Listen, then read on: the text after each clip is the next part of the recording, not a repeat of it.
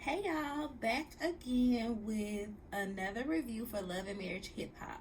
So, like I said, with some of these shows, I just do them by the two because it just truly, it don't be given enough to come every week to adjust my schedule, especially over the holidays. I had a lot of holiday fun, spent a lot of time with family. My baby got some wonderful gifts.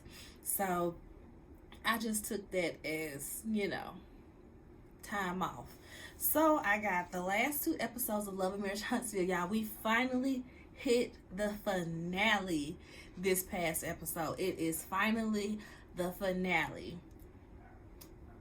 I can't stand the way they number their seasons or episodes because like I said, some people see this as season 6, episode 30-31, but they have it listed as season 7, episode 15 and 16. So it just is what it is. It's like they number it as too many seasons, but only every other season gets a reunion. So technically, it's still a continuation of the previous season, but whatever. This light probably gonna bother me. Whatever. Because if I pull it, it's gonna be too dark. Yeah, my ring light broke.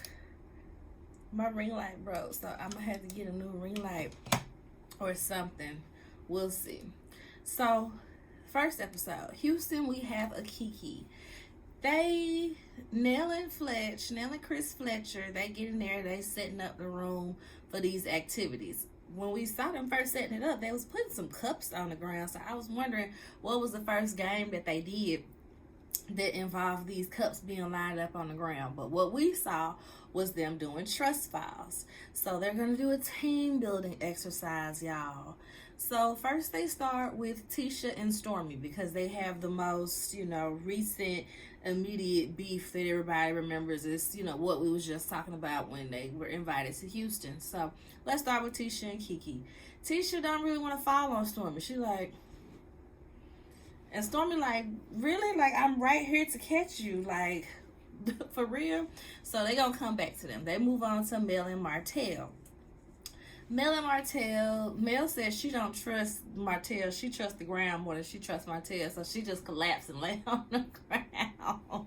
And Martell, he like acting like he finna fall back. Melody stepped back like she's going to intentionally let him hit the ground.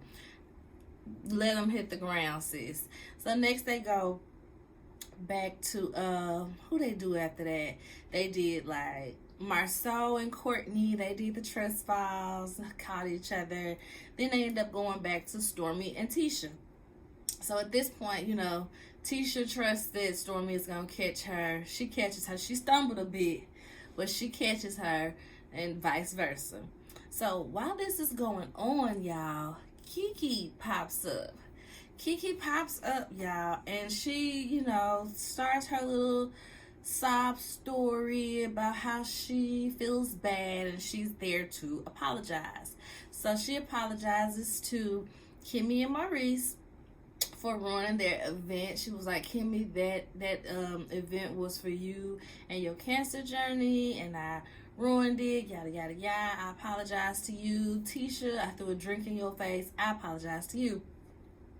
Kimmy is like, a month and a half later, I feel like, this would have been good a month ago, but a month and a half later and you just now apologizing? So Kimmy ain't really feeling it. She don't feel like it's genuine. She see that it's just a ploy for Kiki to make sure she's still on this show, make sure she can be in some episodes, because she ain't been getting asked to these dinners and since lately. So that's how Kimmy is giving it. And they ask Tisha if she accepts it, and she's just like, sure, and walks off. Nell starts crying because she feels bad. I said, Nell is so full of emotions, y'all. This lady is so full of emotions. She just be crying. I'm like, this situation ain't even got nothing to do with you. You basically let production tell you that Kiki need to come. if you truly did not want her there, if you truly wanted to give Tisha a heads up, you should have done that. But for her to be just crying like she is in this moment, it was very annoying. Like, your husband already pulled you to the side when you told him. Your husband told you that this ain't gonna be a good idea. You need to rethink this and yada yada yada. Like, she couldn't do this back in Alabama. Why we gotta bring her here for her to apologize? So Tisha, like I said, she says sure, she accepts the apology, and she walks off. She's in the confessional. Y'all, Tisha give us a word.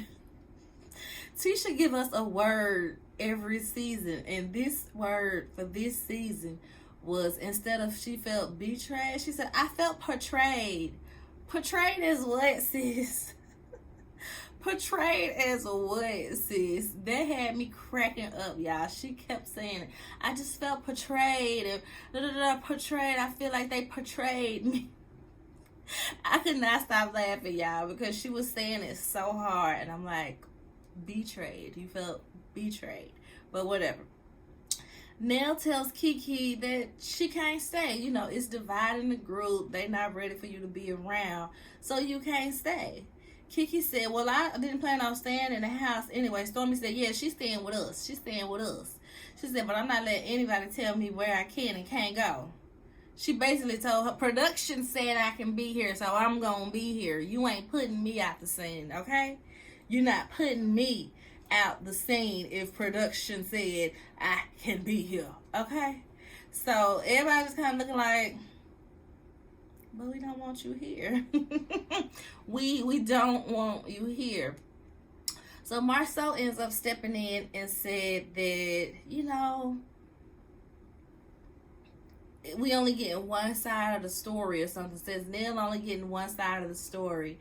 And, you know, Nell ain't really talked to Kiki. I mean, Nell only really talked to Kiki. She ain't talked to Tisha to really see what's going on. Martell says, oh, this is my moment to make it about me. Oh, you saying like y'all did me. Like y'all did me. Courtney in the background. Oh, we still team building? I'm Courtney because what's going on here? He said, are we still team building? Like, what has happened here? Okay, I guess. And he kind of like, you can tell Courtney ready to go. He ready to go sit down somewhere. His baby there too. We finna go back to our house with the nanny and the baby. I ain't got time for this. That's what Courtney is giving. So now Nell and Martell get to arguing because, you know, she just tired of him. And Martell keep on telling Nell that Melody cheated on me too, and ain't nobody asking her this, and ain't nobody holding her accountable for cheating on me, da-da-da, and Nell is annoyed. She's tired of it. She just walks off. She said she had to walk off before she had to hit Martell in the mouth and have him and Fletcher beefing because, you know, she about to pop Martell in the mouth. And Melody like, what's wrong now? What done happened? She telling her, I'm about to hit Martell in the mouth. Da-da-da. Here, Martell keeps saying this. Nell yelling, you know, she always gotta yell. Martell keeps saying that you cheated on him. So, Mel, did you cheat on Martell? Did you? And she's like, no, I never cheated on Martell. Martell pops up like, well, what about the apartment and the hotels? Melody said, yes, at one point I moved out. I got an apartment and I was dating somebody because I did not plan on going back to Martell in this marriage. I did not plan on ever being back with him again. I moved because I was ready for a divorce. Well, I didn't know it was that deep. She said, you thought I just moved for fun? You thought she just moved for fun? She was like, boy, I had talked to 5 divorce lawyers at that point. Like, what are you talking about? He's like, well, what about the hotels?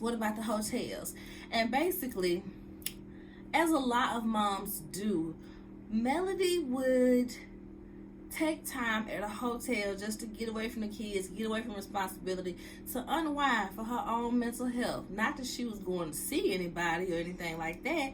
She said, Martell, we agreed that it was okay for me to go do this, but now since you got caught cheating, now you trying to retroactively apply that I was cheating back when I was going to the hotel for relaxation. He basically feels like she shouldn't have cheated back. Like, yeah, I cheated first. Yeah, but she cheated too, so she wrong. What? Are we being serious? And like everybody's inserting themselves in this argument.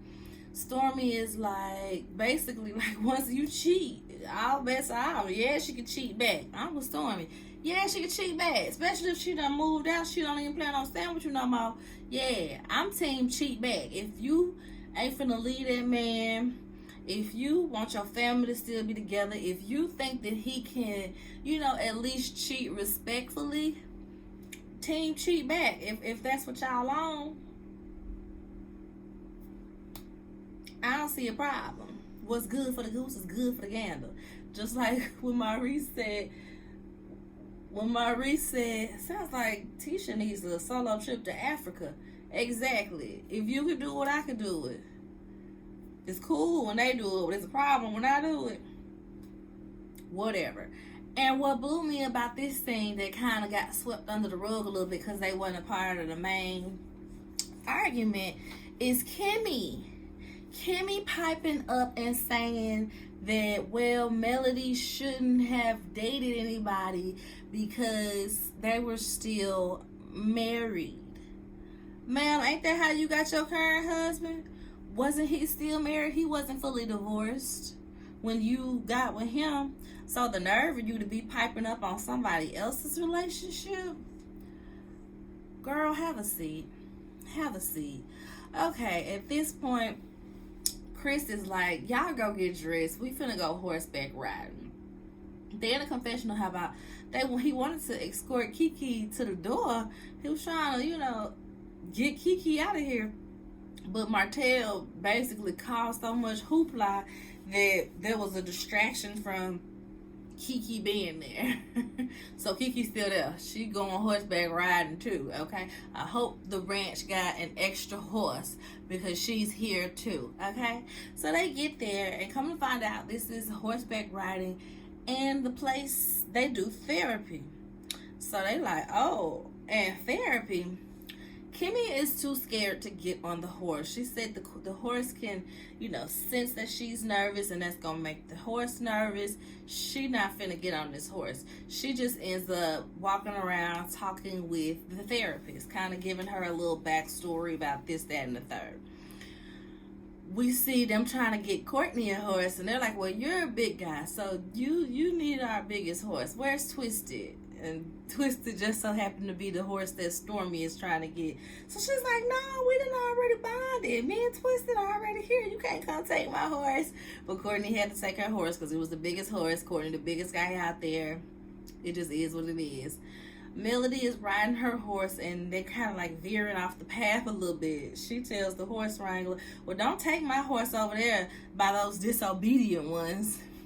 And guess who's on the disobedient horse but Martell? So that cracked me up because his horse was kind of wilding a little bit. She said, don't take me over there to that disobedient horse. That made me laugh.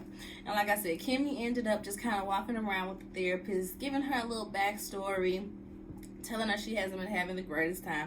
She don't necessarily open up about the cancer, but just saying, girl, life, I'm trying to get back on track because of life or whatever. So they finish their horse ride. They have dinner. We don't really see that scene. They have dinner, then they come to the little campfire for therapy. Nell starts off therapy by talking about Kiki and how nobody really wants her there. She talks about how her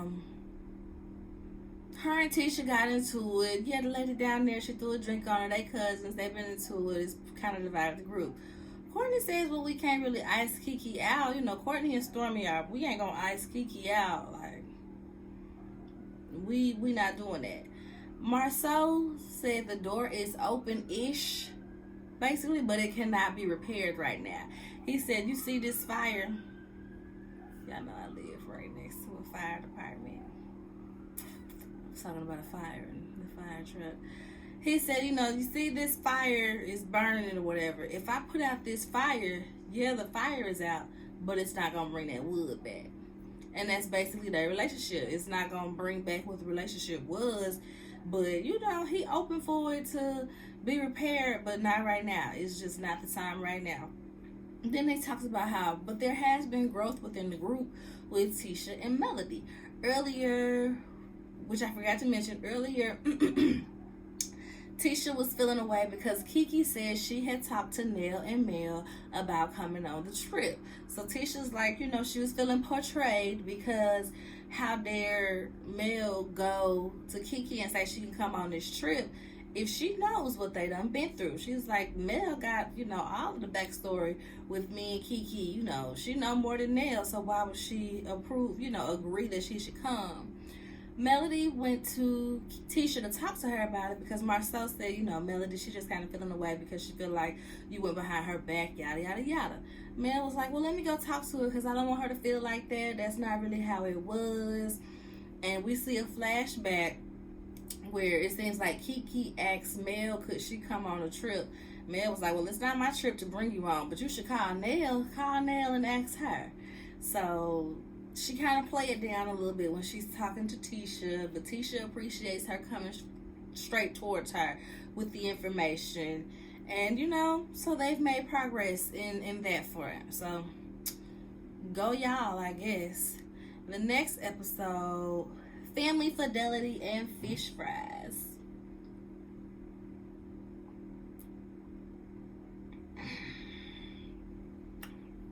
I know I love my samosa. So, starts off with a little mini scene.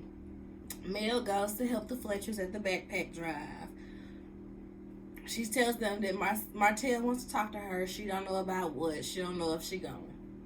Next, we see Stormy talks to Courtney, her husband, about doing a fish fry to try to repair her mom and her aunt's relationship. He said, who gonna fry the fish? She said, I was hoping that you was come. He said, I ain't gonna be there. So what's your plan B? Her plan B, she ends up taking her cousin Butter. She said that's like her brother. She feels peace when she's around him. So her and Butter ride out to Mississippi to go have a little, quickie family reunion, basically. We come to find out she don't even know how to fish, y'all. She don't even know how to fry the fish. They sitting there kind of making fun of her. She don't even know how to fry the fish. Talk about she said, I'm going to make the fish. They was like, you going to make the fish? You mean fry the fish? So when she get out there, they out in the park, and she bring the rain. It starts raining and storming once Stormy get there. So they move it over to like the community center or some church or something like that. So next we see Stormy's mom. Stormy's mom and the aunt are talking. Basically, they have a strained relationship because one sibling does the majority of the care for the parent. And the other sibling, gets to live their life freely. And there's a bit of resentment because of that. So Stormy's mom tells Aunt Lisa that she wants one weekend. That's all I'm asking is one weekend a month. So for you to take care of mama, and I just, get to relax, get to spend time with my husband. Auntie Lisa came out guns blazing, baby. She's just doing the most for absolutely no reason. Auntie Lisa goes on about how her husband works out of town and he only home one weekend, and she not finna be, spending the weekend that he's home to be taking care of her mama. She gonna spend time with her husband. And they like, well, girl, pick another weekend. Whatever weekend you want to take care of mama. It could be a weekend when he out of town so that she can have a weekend to herself with her husband. Aunt Lisa goes on about, I'm the only one that was working. I'm the only one that work. And I'm supposed to get off work and do what Betty want me to do. Do what Betty want me to do. Betty like, I just need some time. She's like, I want to spend time with my husband too. Just like you want to, I want to. Well, it's different because you lay down to go to sleep with your husband every night. You get to lay beside your husband every night. Yeah, but that's not quality time. Why it ain't quality time? We want to do what grown folks do. So y'all that now? Y'all can't do it with mama in the house? Just because mama live with you, y'all can't do it? Lisa was doing the most, y'all. Lisa was doing the most because she don't want to take care of her mama. That's really all it boils down to. She does not want to take care of her mama. She does not want to adjust her life in any way to take care of her mama. And that's always just been so interesting to me, because that's just not me. My daddy lived with me when he got sick. When he had COVID real terrible, before we even knew what COVID was, and he was in the hospital for dang near 3 months, he was discharged to my house and stayed there until he met the woman that he's finna marry. I wasn't playing them games. You finna come right here where I can see you. I don't feel like having to travel all across town to cousin house, to ex-girlfriend house, to have to take care of you, to have to see you. You finna be right here. You finna be right here. So people that don't want to take care of their sickly or elderly parents, it's always just like, wow to me. You know? Now, granted, my daddy wasn't sickly for a very long time, but I still wanted him to stay here because I just didn't want to have that worry of he getting sick again and I don't know it, because he ain't gonna call and tell nobody. So yeah, when people do their parents like that, I just be like, that's a special kind of selfish, you know? That is a special type of selfish to not be willing to take care of your mama at least one weekend out the month. So there's that. They almost have a group hug, but Auntie Lisa don't want to hug them. She said, I'm going to go hug my mama. I wanted to be like, well, take your mama home with you too while you at it, since you want to go hug her and not nobody else. Scandalous self. Stormy said that's the best that it's ever went. That's the best situation that it could have went. You know, when nobody about to fight. Lisa was hyped, but they was able to calm her on down, and you know, it just wasn't as bad as it could have been. So next we see the scene that I thought was from the name change. I guess because Mel had on the same color. So the way that they filmed the trailer, it looked like it was from the name change, but it was a completely different setting. Because I'm like, where is this scene where they talking about both of each other wearing rings and stuff like that? So this is this scene, y'all. I was waiting on it. So Mel meets with Martell because he wants to talk to her. It tripped me out because she usually would wear the most flowy, non-form fitting clothes to be around Martell. But today, baby, she said, oh, you gonna miss what you used to have. She had on this tiny little tube top dress. That thing was short, thighs all out. That thing was tight, hugging all her curves. And Martell was feeling it, baby. He was missing what he used to have. We could see it all over his face, baby. So they get like a little tea shop, a little coffee shop. He done already ordered what he gonna get. She orders what he gonna get, and he pays. She's like, she didn't even want to let him pay them little $5 for that tea. She was looking like, oh, you gonna pay? All right. They get to the table. She sees some flowers. She's like, well, who is that for? He said, these are for you, from me. She was like, oh, word. Oh, okay. She was just like, I just feel like that's inappropriate. That's inappropriate. Aren't you dating Sheree? He was like, well, I'm single. I'm not dating anybody. I'm single. And she said, well, I'm dating. So it's inappropriate. But you can give them to the kids. Give the flowers to the kids because I ain't taking them home. He is trying to act like everything is all good, y'all. He's just like, yeah, since we in a peaceful place and everything's good with us. She's looking like Mel making so many faces over there. She can barely drink her tea. She like,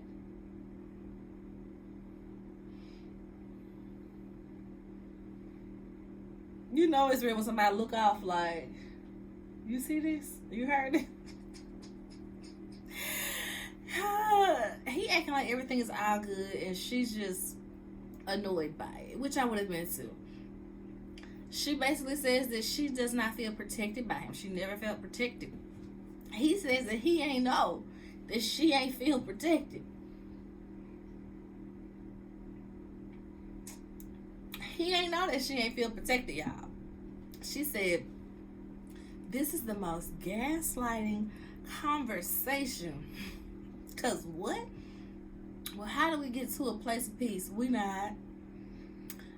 He's like, well, I waved the white flag and da, da, da. You just, she's like, you waved the white flag in front of people, but behind the scenes, you want some other stuff. And I think at this point, she's talking about the revenge porn that we all heard him and Coleslaw talking about online, on social media. He was trying to, I don't keep up with the stuff outside of the show, but I think he told Coleslaw that he had a tape of him and Melody that he was threatening to put out. So Coleslaw was basically talking about it and was threatening to put it out. I can't remember what all it was. It was just too much. It's just too crazy. They be on something like every few weeks, so I do not keep up and I do not try to keep up. And she says, you know, you open up the internet to attack me. You call me all types of B's and H's. You have other people attacking me. And basically, like I said, he gives Coleslaw the ammunition. She's like, I know that whatever people saying that you had to tell them because it's only stuff that you would know. So yeah, you be attacking me and you be setting up other people to attack me. He's just like, well, if I knew that my actions would, you know, do this to our family, then I wouldn't have done it. If I knew that my cheating and my having an outside baby would cause this for our family, I wouldn't have done it. Y'all, I probably would have got up and left right there, to be quite honest, because what did you think was going to happen? She knew that you was cheating. She knew that you was cheating. Yay. For like 2 years or something like that. When they started this show, when they came on this show, and I want to say it was their anniversary dinner with the cast, right?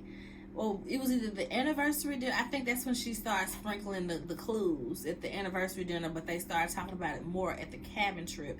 She talked about what would you do if your spouse was cheating, or would you stay, or this, that, and the third. She was leading on to him cheating as soon as they got on this show, baby. And she stayed with you for a while after that. But at that point, she had already known you had been cheating for like a year or two. She told you, Martell, clean up your act. Martell, clean up your act. She left you. Y'all got back together and you still cheated. So what do you mean if you knew that your actions would have your family like this? How did you think that your actions was going to have the family? I wait. How did you think that this was going to go? So that conversation kind of ends. They go on to the next conversation. She said, why you got on that ring that I got you in 2008? He's like, I'm manifesting. She said, well, don't you need to manifest with the new? Don't be bringing the old in this, because you ain't manifesting nothing with me. He said, well, why you got that ring? I got you in 2010, and you waiting on your ring finger too. She said, boy, you didn't give me this ring. He's like, yes, I did. Yes, I did. She said, I got this for myself last year. You didn't get me this ring in 2017.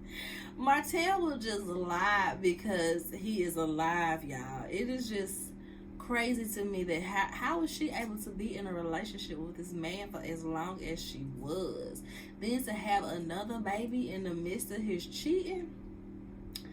I don't get it. I ain't gonna try to get it, because ain't my life ain't gonna be my life. So they had that conversation. She said, I got a flight to catch, so give these flowers to the kids. And he said, well, how about you send them some? She said, I send them stuff all the time, like food to your house. I said, what? Martell, you got 4 of them kids and you can't even afford to feed them. He walking around, he was like, why you always trying to make me look bad?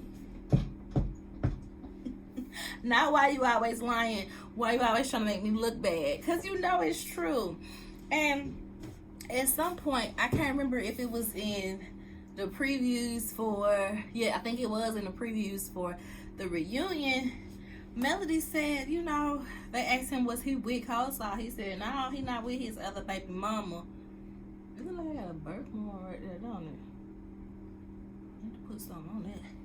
They asked him, is he with his other baby mama? He said, no, Melody said every time he got the kids, she's there with my kids. I said, not that you using coleslaw to babysit all your kids. And between the two of y'all ain't got no money to feed these kids. Y'all gotta call Melody to send food over there for y'all. He should be embarrassed. Like, he should be embarrassed. Since we're talking about embarrassment, let's just hop on over to Kimmy and Reese, y'all. Kimmy is doing a hotel date night for Reese. He did this a couple of seasons ago for her. And so she goes to the same hotel, same room, and sets up a date night. He brings her a rose. Just one. One single rose, y'all. I'm like, where are the other 11? You couldn't get me a dozen. You couldn't stop by the Publix and get me a bouquet, a dozen of roses. You brought me one rose. Did you cut this off a bush on your way up? Like, where do you even find one rose these days? Like, just one rose? I don't know. I know it's petty, but that irked me. That irked me just a little bit. And so she tells him, thank you for sticking with me through cancer. You didn't sign up for this. You didn't sign up for the moodiness, the chemo, this, that, and the third. And me and Maurice said, I did sign up for this. Through sickness and through health, baby. Don't marry me if you're not ready to be with me through my lowest moments like this. Like, whatever, y'all. She talks about how, her libido and her hair loss, how she had pale skin and the people were making fun of her. I was like, who on earth was making fun of a cancer victim? Like, because she was losing her color and didn't have no hair and stuff. It just was like, wow. And in the midst of this, he's still out there was doing interviews about how he glad that you just roll over and suffer through it. But they're past that, guys. So let me get past it too, I suppose.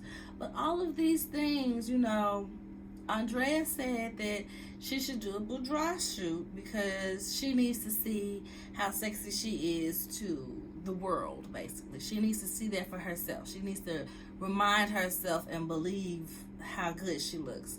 So she did the boudoir shoot. She looked good. Kimmy always looked good, That's something you're not going to take from Kimmy. She might be they mama's age. I never forget, because I did not know that Kimmy was as old as she was until Wanda said, Kimmy my age. I could deal with her. I said, what?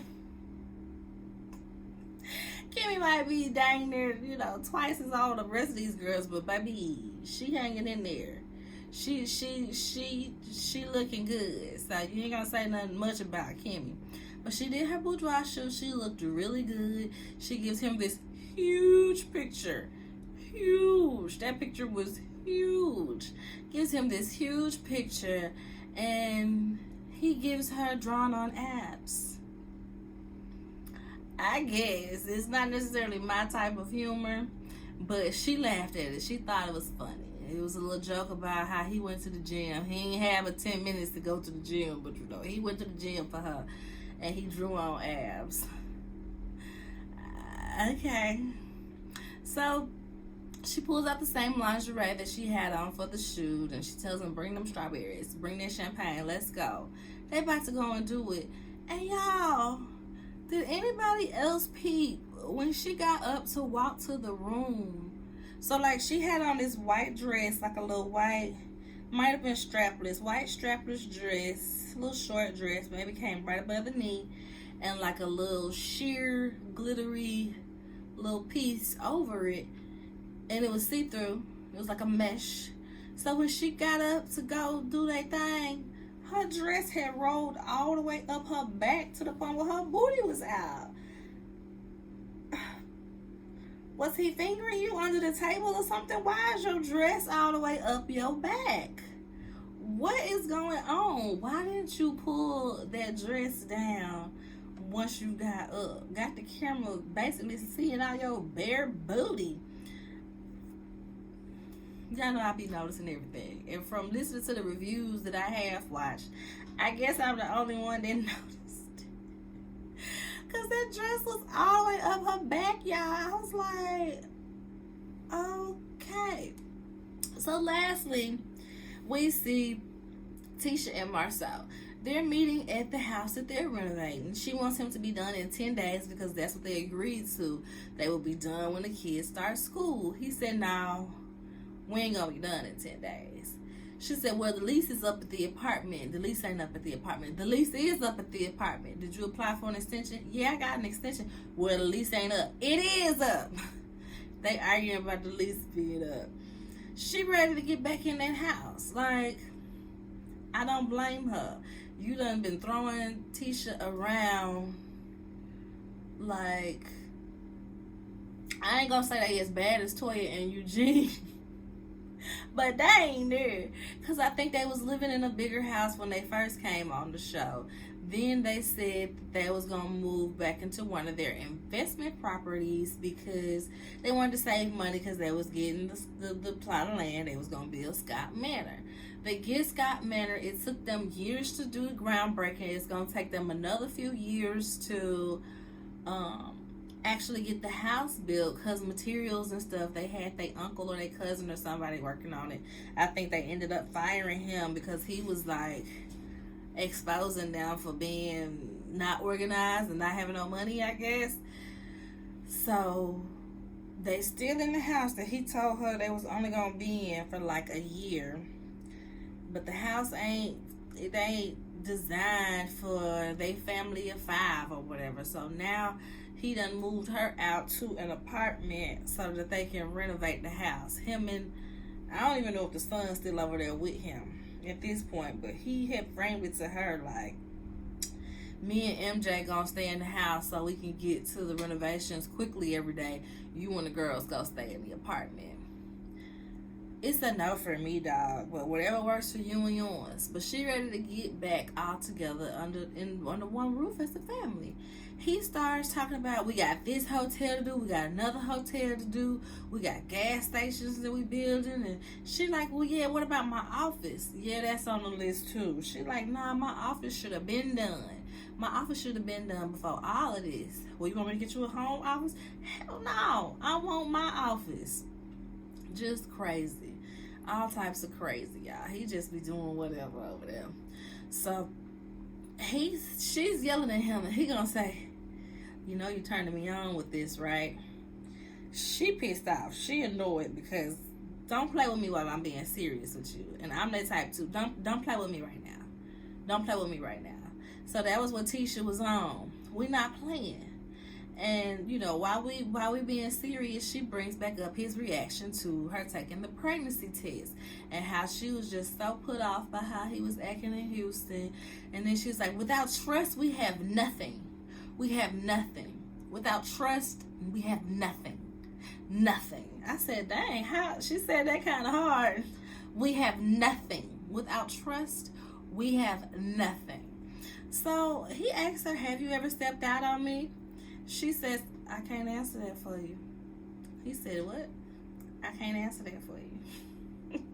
Yeah, I really thought that was going to be editing. I did not think Tisha would really say that to that man. But now I can definitely see Tisha pulling a Marcel on Marcel. Because I feel like that's what he said to her when she asked him about the 20 girlfriends allegation that Martell was spewing around. I can't answer that for you. I can't answer that for you. She said, you think what you want to think. Well, how do we move forward? That's what she said. So how do we move forward? Because I ain't answering that question for you. He said, well, you set the rules so I know how to play. That made me laugh so hard, y'all. That made me laugh so hard because Martell is like, dang, I've been doing this to her for years, so what comeback can I really have? It's probably what he's feeling. And good. I'm glad you realized. I don't know if you realized that on your own or if it was Martell and the others who had to bring you back to reality. I'm sure Martell lusting over Tisha, talking about she got her body right and she wearing these little skimpy clothes and she over there living by herself in the house. You better get her back in that house. But Marcel, you set the rules so I know how to play. That's what he said. That cracked me up, y'all. So this was the finale. Next week we have the reunion starting. And remind you, y'all, that reunion was filmed, I think, almost 2 months ago at this point. Like, I don't know what Carlos King be over there doing. I don't know if they don't be giving him a set schedule of how stuff gonna go. But, like, why was that reunion filmed so long ago?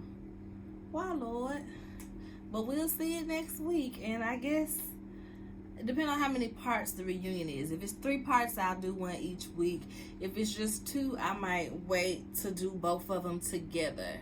We shall see how it all shakes out. I'm just ready for Potomac and Married to Medicine to come back this next week, because the Sunday's been falling on holidays. So we ain't had no episode in a while, y'all. So, yeah. Hope y'all enjoyed the review. Make sure you like, thumbs up the video, comment below. Let me know what y'all think about this season. And is Tisha playing with Marceau? Y'all think Tisha done stepped out on Marceau? And are y'all ready for the reunion? What y'all think? Subscribe to the channel if you're not already. Bye.